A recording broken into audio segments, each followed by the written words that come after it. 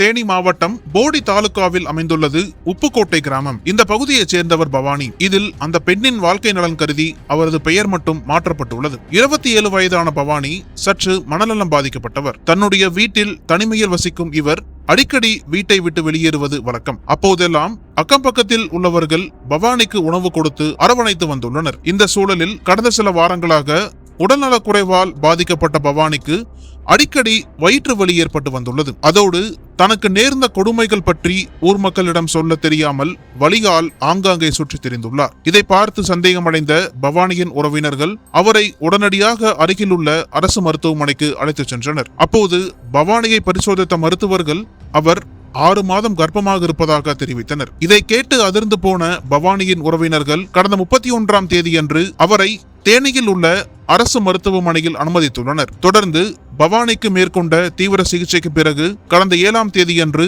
அவருடைய கர்ப்பம் கலைக்கப்பட்டது. பின்னர் இச்சம்பவம் குறித்து தேனி அனைத்து மகளிர் காவல் நிலையத்தில் புகார் அளிக்கப்பட்ட நிலையில் போலீசார் இது தொடர்பாக ஊருக்குள் விசாரணை மேற்கொண்டனர். அப்போது அதே பகுதியைச் சேர்ந்த 50 வயதான பாலசுப்ரமணியன் என்கிற கரடி மனநலம் பாதிக்கப்பட்ட பவானியிடம் நெருங்கி பழகி வந்துள்ளார். இதன் நீட்சியாக ஊருக்குள் ஆள் நடமாட்டம் இல்லாத நேரம் பார்த்து பவானியை தன் வீட்டிற்கு அழைத்துச் சென்று பாலசுப்ரமணியன் பலமுறை பாலியல் வன்கொடுமை செய்துள்ளார்.